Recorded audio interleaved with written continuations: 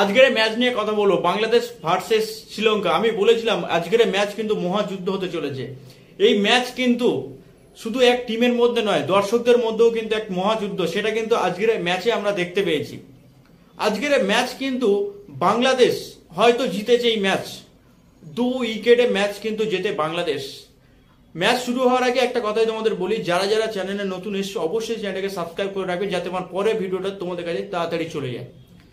এই ম্যাচে কিন্তু বাংলাদেশের অসাধারণ বোলিং, কল্পনা করা যায় না যে এত সুন্দর বাংলাদেশ তাদের বোলিং সিস্টেমটা তৈরি করেছে, বা বোলিং যে পেসারগুলো যেখানে এসছে সেখানে কিন্তু কাজ করেছে।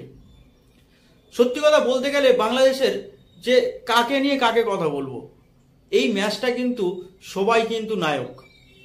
একজনকে নিয়ে যদি বলি নায়ক, তাহলে আরেকজনের অপরাধ, আরেকজনকে নিয়ে যদি নায়ক বলি আরেকজনের অপরাধ। সেই জন্য কিন্তু বাংলাদেশ টিমটাই কিন্তু আজকের খুব ভালো একটা পারফরমেন্স কিন্তু দিয়েছে। কথা বলা যায় যে যখন বাংলাদেশ বোলিং শুরু করে, প্রথম পাওয়ার প্লেতে কিন্তু শ্রীলঙ্কা একটা কিন্তু বিভৎস ইনিংস খেলে। শ্রীলঙ্কার ব্যাটিংরা পাওয়ার প্লেতে কিন্তু বাংলাদেশকে দাবিয়ে রেখেছিল। তারপর থেকেই যে কামব্যাক, আর কামব্যাকের মূল কারণ সেই মুস্তাফিজুর রহমান।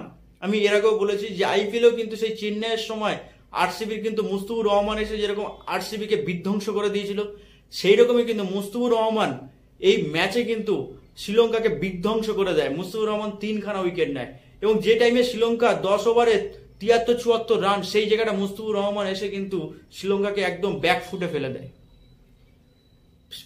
বাংলাদেশের বোলিং এর কথা বলতে গেলে বাংলাদেশের আজকের সবাই উইকেট নিয়েছে। তাসকিন আহমেদ 2টো উইকেট নিয়েছে, মুস্তাফিজুর রহমান 3টে, আর হাসান 3টে, তারপরে হাসান সাকিব 1টা, সাকিবুল হাসান যদিও বা উইকেট পায়নি, মাহমুদুল্লাহ রিয়াদ 11 বল করেছে 4 রান দিয়েছে। সত্যি বলতে গেলে বাংলাদেশের যে আজকের ইনিংস যে প্রশংসা করা হয়, 125 রানে কিন্তু 124 রানে শ্রীলঙ্কা টিমটা গুটিয়ে যায়। 125 রানের টার্গেট পায় বাংলাদেশ। আমি বাংলাদেশের একটাই দুর্বল জায়গায় এই ম্যাচে কিন্তু আছে, সেই ওপেনিং স্লটের যে ব্যাটসম্যানগুলো তারা কিন্তু রান পাচ্ছে না। এটাই কিন্তু দুর্বল জায়গা। এটাই যদি বাংলাদেশ ঠিক করতে পারে, নেক্সট ম্যাচ সাউথ আফ্রিকার সাথে বিভৎস ম্যাচ, যদিও ভালো ম্যাচ, এই ম্যাচটা দিতেছে, একটা উত্তেজনা থাকবে, একটা উল্লাস থাকবে টিমের। সাউথ আফ্রিকার বিরুদ্ধে ম্যাচ অসাধারণ ম্যাচ হবে। বাংলাদেশের বোলিং যথেষ্ট ভালো, ব্যাটিং ওই জায়গাটাই শুধরাতে পারে, সাউথ আফ্রিকার ম্যাচও কিন্তু বাংলাদেশ জিতে যাবে। থ্যাংক ইউ সো মাচ ভিডিওটা পুরোটা দেখার জন্য। অবশ্যই চ্যানেলটাকে সাবস্ক্রাইব করে দিও। নেক্সট ভিডিওতে দেখা হচ্ছে।